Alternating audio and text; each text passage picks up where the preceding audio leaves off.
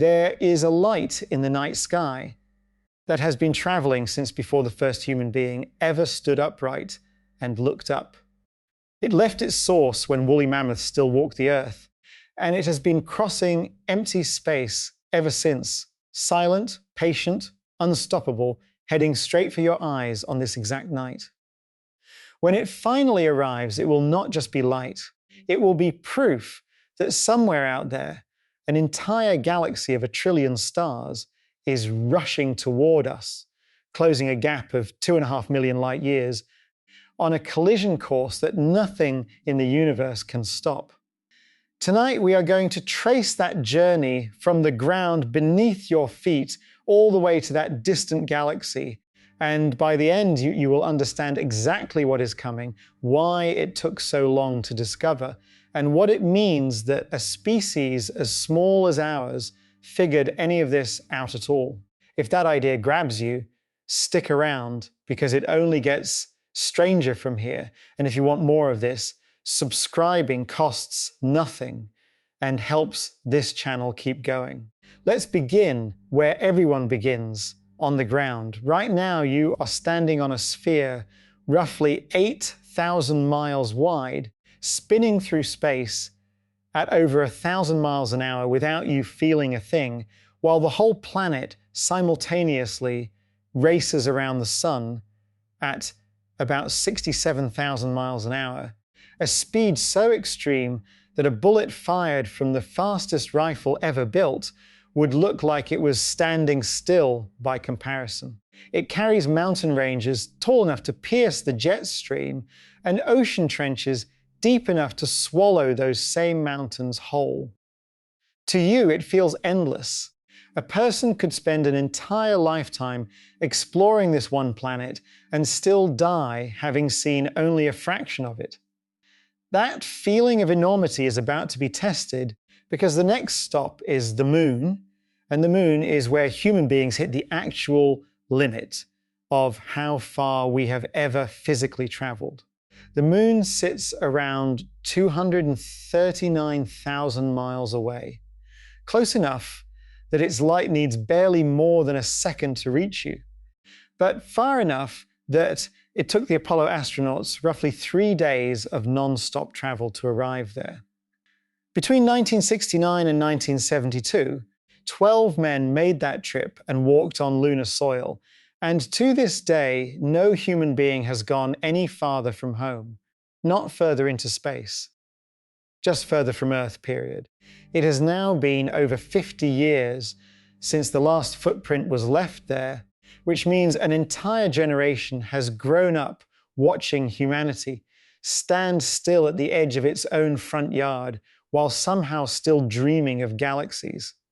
From there, the numbers begin to stretch past anything comfortable. The sun sits about 93 million miles away, so wide that over 100 Earths could be lined up shoulder to shoulder across its face. Its light takes a little over 8 minutes to reach you, meaning every sunrise you have ever watched was already 8 minutes old by the time it touched your eyes. That gap seems small now. Remember it, because by the end of tonight, 8 minutes will feel like nothing at all move outward past Mars, and you reach the asteroid belt first, a scattered ring of rock and rubble that sounds dramatic in movies, but is actually mostly empty space, so sparse that spacecraft routinely fly straight through it without ever needing to dodge anything. Beyond that belt lies Jupiter, a planet so massive that 1,300 Earths could fit inside its volume, wrapped around a storm wider than our entire planet that has been raging without pause for at least 300 years. Sunlight now takes 43 minutes to arrive here, and from Jupiter, Earth itself would be nothing more than a faint blue dot, easy to miss entirely. Jupiter does not travel alone either. It commands dozens of moons, 4 of them large enough to see with a cheap pair of binoculars, first spotted by Galileo over 4 centuries ago. One of those moons, Europa, is believed to hide a liquid ocean beneath a shell of ice, an ocean that may contain more water than every sea on Earth combined, sealed away under a frozen crust with no sunlight to ever reach it. Pull further out to Saturn, famous for rings spanning 170,000 miles from edge to edge, though those rings are astonishingly thin, in places barely 100 feet thick, a disk of ice and rock so delicate it could be mistaken for a shadow if you saw it edge on, made almost entirely of countless individual chunks of ice ranging from dust-sized grains to boulders the size of a house, all orbiting in near-perfect synchronization. When the Cassini spacecraft finally reached Saturn after a 7-year journey across space, its radio messages back to Earth, even moving at light speed, needed over an hour just to make the crossing. Saturn also hosts more than 140 confirmed moons, including Titan, a world with thick orange skies, flowing rivers, and standing lakes, except the liquid there is not water. It is methane and ethane, cold enough to make our oceans look almost welcoming by comparison. Neptune marks the edge of the classical solar system, sitting so far out that sunlight needs about 4 hours to reach it. Voyager 2, launched in 1977, remains the only spacecraft ever to fly past it, and the trip took 12 full years of uninterrupted travel. 12 years, and Neptune is still technically inside our own solar system's boundary. Beyond it lies the Kuiper Belt, a wide ring of frozen rubble left over from the solar system's formation, home to Pluto and thousands of smaller icy bodies, stretching out to roughly 4.5 billion miles from the Sun. The solar wind keeps blowing outward from there until it finally collides with the pressure of true interstellar space at an invisible boundary called the heliopause, which Voyager 1 crossed in 2012 after 35 years of continuous flight, becoming the first human-made object to ever leave the Sun's direct influence, even that is not the true edge. Far beyond the heliopause sits a theoretical shell of icy debris called the Oort cloud, something no telescope has ever photographed directly, a boundary so distant that even our fastest current spacecraft would need tens of thousands of years just to reach its inner fringe. We only know it exists because of the long period comets that occasionally fall inward from that direction, some of them taking thousands of years to complete a single orbit.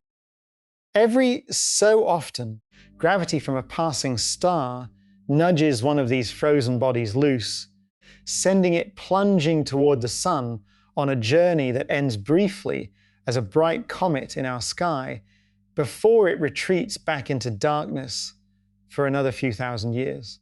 The outer edge of that cloud sits roughly 9 trillion miles away. At the speed of Voyager 1, reaching that edge would take approximately 28,000 years. All of recorded human history, from the earliest cities to right now, spans roughly 6,000 years. Getting to the true edge of our own solar neighborhood would take nearly 5 times longer than everything humanity has ever done. And that is still not another star. That is just where our Sun's gravity finally loosens its grip. Cross that boundary, and you are now in the open space between stars. And this is where the scale stops behaving reasonably. The nearest star to our Sun, a small dim star called Proxima Centauri, sits about 25 trillion miles away. To put that in a slightly different light, if you shrank the Sun down to the size of a basketball sitting in one city, Proxima Centauri, on that same scale would be another basketball sitting roughly 4,000 miles away in a completely different country. At Voyager's current speed, the trip there would take roughly 75,000 years, not to another galaxy, to the single nearest star in existence.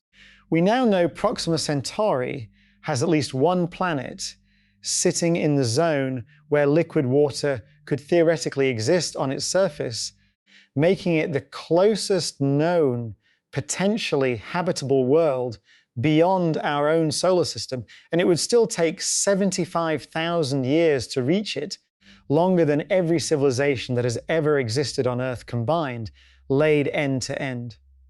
Beyond Proxima lie Barnard's star, a faint red dwarf called Wolf 359, and Sirius, the brightest star in Earth's night sky, sitting nearly 50 trillion miles out.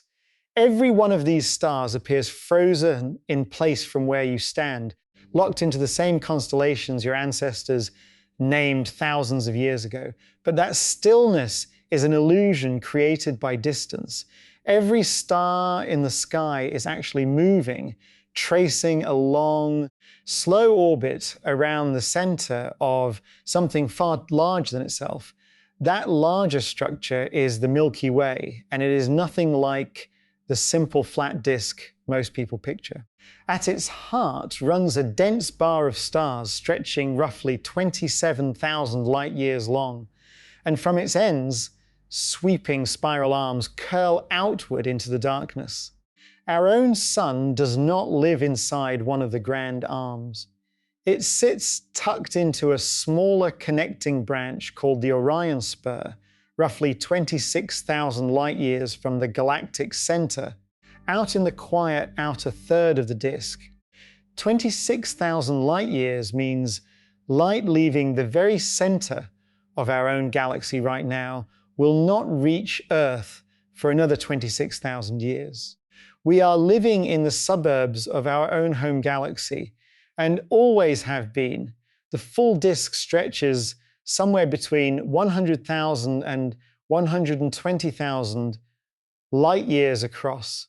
Its outer edges warped and flared like a hat brim bent out of shape by unseen forces, a shape astronomers only fully confirmed once satellite surveys were able to map hydrogen gas clear out to the galaxy's furthest reaches.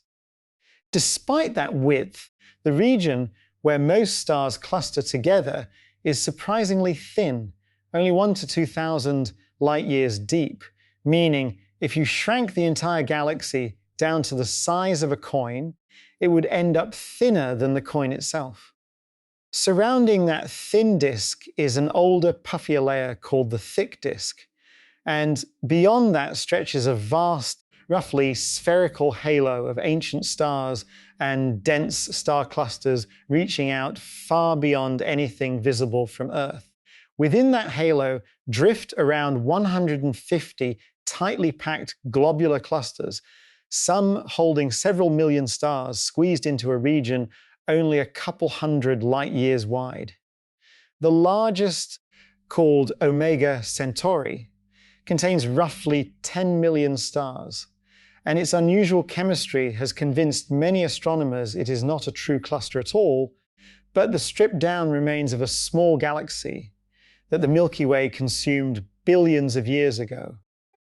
Our galaxy has grown by quietly devouring its neighbors, and it is still doing it today, slowly tearing apart a smaller system called the Sagittarius Dwarf Galaxy, leaving behind a long ribbon of stolen stars now wrapped around our galaxy like a scar.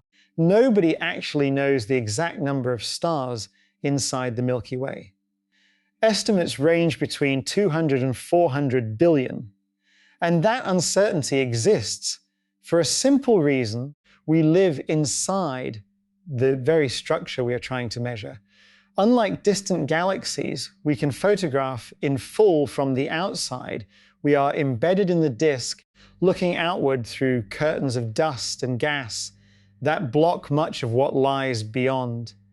It is a bit like trying to describe the layout of a house while standing in one room with the lights off, forced to feel your way along the walls instead of simply stepping outside and looking at the whole structure from a distance. To build any real picture, astronomers rely on radio telescopes to trace hydrogen gas invisible to the naked eye, infrared instruments to peer through dust, and precision missions like Gaia, which has charted the exact positions and movements of more than 1 billion individual stars. Woven invisibly through the entire structure, gravitationally holding it together without giving off a single photon of light, is dark matter. In the 1972, an astronomer named Vera Rubin studied how fast stars orbited the outer edges of spiral galaxies and discovered something that broke the rules. Stars far from the center were moving just as fast as stars near it, which should have flung them off into space entirely unless something invisible, something outweighing all the visible stars combined, was holding everything together. To this day, nobody knows exactly what that substance is made of, only that its gravity is unmistakably real. Here is a way to actually feel this timescale. Our Sun completes one full orbit around the galactic center, roughly every 225 to 250 million years, sometimes called a galactic year. Since the solar system formed about 4.5 billion years ago, the Sun has completed somewhere around 17 to 20 of these enormous laps. The last time it finished a full lap, the extinction event that wiped out the dinosaurs had not yet occurred. The Himalayas did not exist. The continents sat in configurations nothing like the map you learned in school. Everything you think of as the permanent, ancient shape of Earth happened within a single one of these galactic orbits, and yet, for all of that scale, the Milky Way still reduces itself to something quietly visible from the ground, a faint band of light arching across a clear, dark sky, thickening where it points toward the crowded galactic center, interrupted by dark lanes where dust blocks the stars behind it. For most of human history, that band was unmissable to anyone who looked up.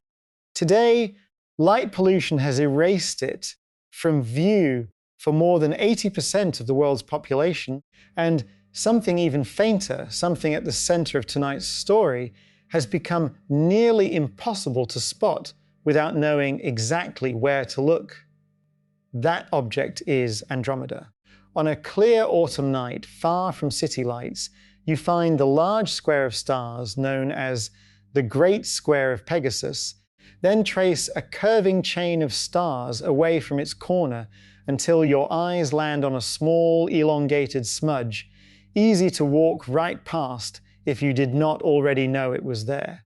That smudge is the single most distant object visible to the unaided human eye, sitting roughly 2.5 million light years away, and people have quietly been noticing it for over 1,000 years. A Persian astronomer named Abd al-Rahman al-Sufi described it as a little cloud in the year 964, the oldest confirmed written record we have of it.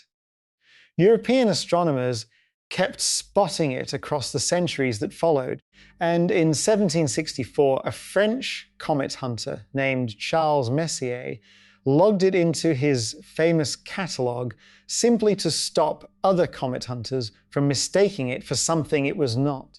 For over 100 years after that, its true identity remained one of the biggest open questions in astronomy. Filed away under the vague label of nebula, a word that simply meant a hazy, cloudy patch of light whose nature nobody could yet explain.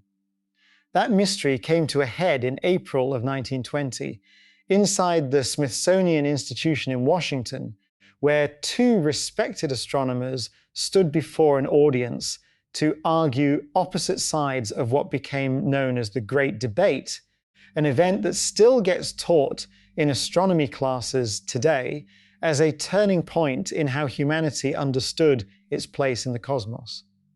One of them, Harlow Shapley, believed the Milky Way itself was enormous, large enough that objects like Andromeda could easily be small, nearby clouds sitting entirely within it. The other, Heber Curtis, had measured the speeds of these strange, spiral-shaped patches of light and found many moving far too fast to be gravitationally bound to our galaxy at all. He argued they were something else entirely, separate galaxies, island universes, sitting at almost unimaginable distances, each one potentially home to billions of stars of its own. Neither man had the tool needed to actually settle the argument that night. Nobody yet possessed a reliable way to measure true distance across that kind of gap. The answer arrived 3 years later on a mountain above Los Angeles, where the Mount Wilson Observatory housed the most powerful telescope on the planet, a massive 100-inch mirror sitting above some of the clearest skies in Southern California. An astronomer named Edwin Hubble spent night after night photographing Andromeda, comparing exposure after exposure, hunting for anything that changed brightness over time. On the 5th of October 1923, he found it, a single star pulsing brighter and dimmer on a steady, predictable rhythm, a type of star called a Cepheid variable. Years earlier, an astronomer named Henrietta Leavitt had discovered something remarkable about these particular stars. The speed of their pulse is directly tied to their true brightness. Measure the rhythm, calculate the real brightness, compare it to how dim the star appears from Earth, and you can calculate the distance across the gap separating you from it. Using Leavitt's discovery, Hubble calculated that the pulsing star inside Andromeda sat not a few thousand light years away inside our own galaxy, but closer to 1 million light years out, a figure later refined to today's accepted number of roughly 2.5 million. Andromeda was never a cloud drifting inside the Milky Way. It was an entire galaxy of its own, sitting far beyond our galaxy's edge. In a single night of careful observation, the known size of the universe, expanded by a factor human minds had never been asked to hold before, and the great debate quietly resolved itself in favor of a universe filled with countless separate island galaxies, our own being just one ordinary member among an uncountable crowd. Since that discovery, our picture of Andromeda has only grown richer and stranger. It likely holds around 1 trillion stars, several times more than our own galaxy, spread across a disk even wider than the Milky Way's. It does not travel alone either, surrounded by its own family of smaller satellite galaxies, including 2 bright companions visible even through modest telescopes, both slowly being pulled apart by its gravity in the same way our own galaxy has been quietly consuming its neighbors.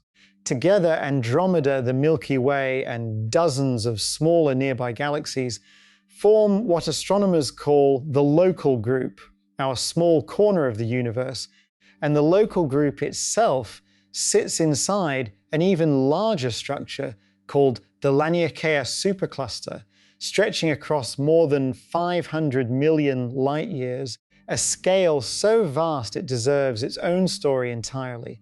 Andromeda also holds its own halo of ancient stars and its own supermassive black hole at its core, one containing roughly 100 million times the mass of our Sun. What is even more remarkable is that Andromeda is not the only large galaxy racing through the local group. A third major spiral, the Triangulum galaxy, sits nearby as well, and some models suggest it may eventually be pulled into orbit around the merged Milky Way and Andromeda system, or even swallowed by it entirely, becoming a third participant in a story that was never really just about 2 galaxies to begin with. In the 9,910 seconds, an astronomer named Vesto Slipher pointed a spectrograph at Andromeda's faint light and discovered something unsettling. Unlike most distant galaxies, which appear to be drifting away from us, Andromeda's light showed it was moving directly toward us, closing the gap at a blistering 250,000 miles per hour. Decades later, precise tracking using the Hubble Space Telescope confirmed something even more specific, that Andromeda's motion is aimed almost exactly at us. This is not a glancing pass through our neighborhood.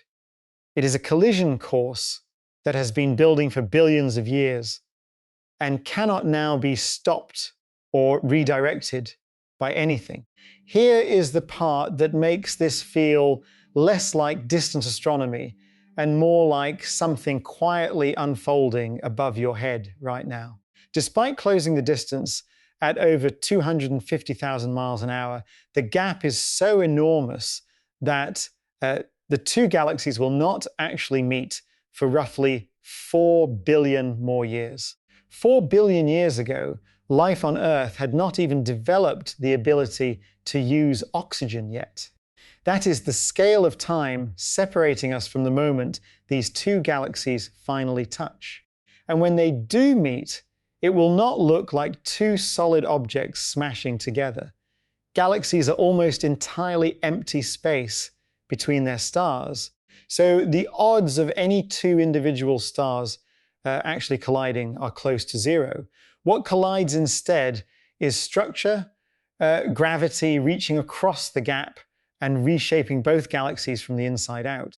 Astronomers already have a preview of exactly what this will look like, because collisions like this are common throughout the universe, and several are visible right now through modern telescopes. A pair of galaxies known as the antennae, roughly 60 million light years away, are caught in the middle of exactly this kind of merger. Their outer regions stretched into two enormous curving tails of stars that give the system its name. What we see happening there today is very likely a preview of our own sky several billion years from now. As Andromeda draws closer over those final stretches of time, it will begin reshaping our sky long before the two disks actually touch. Its faint smudge slowly brightening and widening across countless generations until it stretches into an enormous glowing band, far larger and brighter than anything the Milky Way shows us tonight. A transformation so gradual that no single lifetime, or even 1,000 lifetimes, would be enough to notice the sky actually changing. Then, as the two galaxies begin to genuinely interact, gravity will pull long streamers of stars and gas away from both structures, arcing overhead like glowing bridges stretched across the sky. Regions of compressed gas will collapse and ignite, triggering a massive burst of new star formation, painting patches of the night in the brilliant blue light of young, short-lived stars.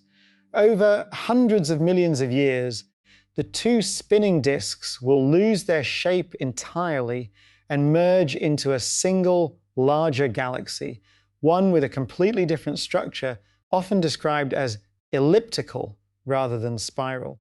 Every constellation known tonight will be long gone by then, its stars scattered into entirely new patterns by the gravitational chaos of the merger, patterns built from stars that in some cases have not even been born yet. There is, understandably, a question that comes up whenever people first hear about this collision. What happens to us? It is one of the most common questions asked whenever this topic comes up, and it deserves a real answer rather than a dramatic guess. The honest answer is that nobody knows exactly, but the odds are far better than the word collision suggests. Stars are separated by such enormous distances, even within a single galaxy, that the chance of our solar system being struck directly by another star during the merger is extremely small. It is far more likely that our solar system simply gets nudged into a new orbit within the newly merged galaxy, watching the whole spectacular event unfold overhead rather than being destroyed by it.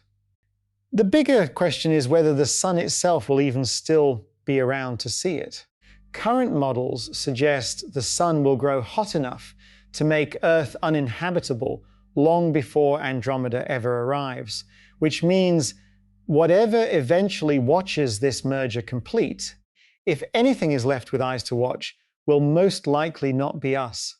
Eventually, the chaos will settle. The burst of new star formation will fade as the available gas runs out, star by star, cloud by cloud, over stretches of time so long that entire mountain ranges on Earth could rise and erode away twice over before it finishes. The merged galaxy, sometimes nicknamed Andromeda by scientists who enjoy blending the two names, will calm into a quieter elliptical shape, its two central black holes having spiraled inward and merged into a single black hole holding roughly 140 million times the mass of our Sun.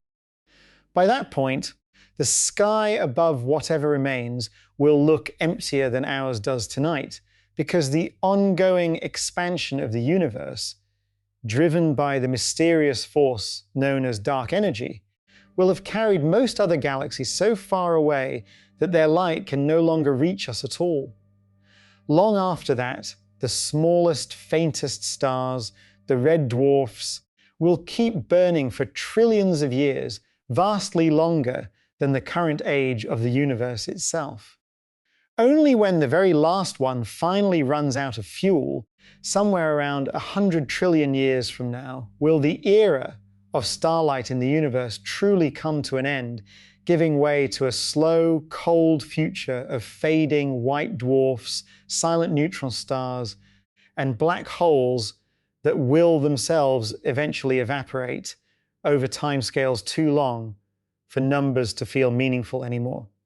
All of this, the eventual death of starlight itself, the slow merger of two galaxies, the identity of that faint smudge near a star called Mirac, is written into the physics of a patch of sky most people walk past every single night without a second glance, never suspecting that they are looking at the single most consequential object in the entire visible sky, one whose future is already mapped out in more detail than most events happening on Earth tomorrow. What makes it even stranger is how we came to know any of it at all. We know the distance to Andromeda because of a single pulsing star and the work of an astronomer who spent years cataloging the rhythms of stellar brightness. We know it is approaching us because someone pointed a spectrograph at faint light and measured a subtle shift in its color. We know the collision is coming almost head-on because a team spent years tracking the tiny, careful motion of individual stars using a space telescope, measuring shifts smaller than the width of a pixel across multiple years of patient observation. We know what the aftermath will look like because we can already watch other galaxy collisions happening elsewhere in the universe right now, using them as a preview of our own future.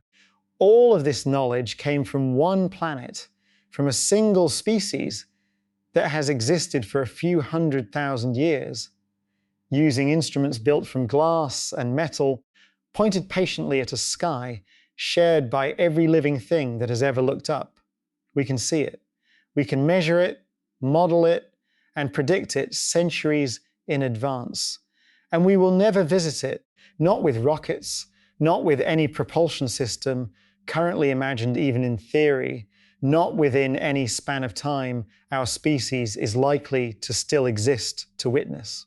No spacecraft humanity could ever realistically build will cross 2.5 million light years before the galaxy itself arrives at our doorstep on its own terms. That is not a failure of ambition or a limit of imagination. It is simply the shape of the universe we happen to live in. One that gave us the ability to understand something we can never physically touch. Every measurement, every calculation, every careful photograph taken from a cold mountaintop observatory adds up to something more demanding than simple wonder. It is the product of centuries of patient, deliberate human effort, passed down from one generation of scientists to the next, all in pursuit of understanding something that offers no reward except the understanding itself. So tonight, if the sky where you are happens to be clear, step outside. Get away from the glow of streetlights if you can, even just for 10 minutes, because that small effort is the only price of admission this particular experience asks of you.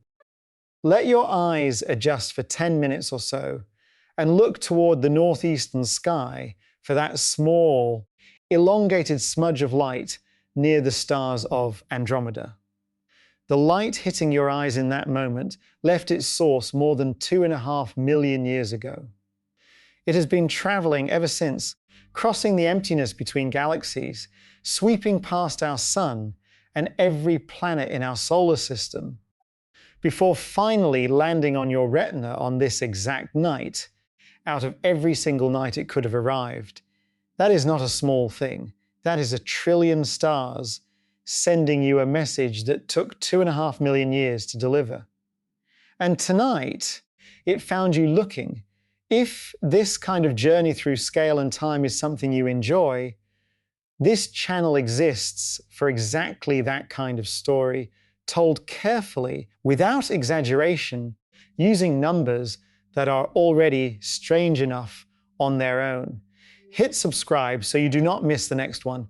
Drop a comment and let us know where in the world you are watching this from tonight, because it is strange and wonderful to think that people scattered across an entire planet are all looking up at the same distant light at the same time. And if tonight's trip through the universe pulled you in, there is another video waiting right after this one that goes even further. Thanks for watching, and good night.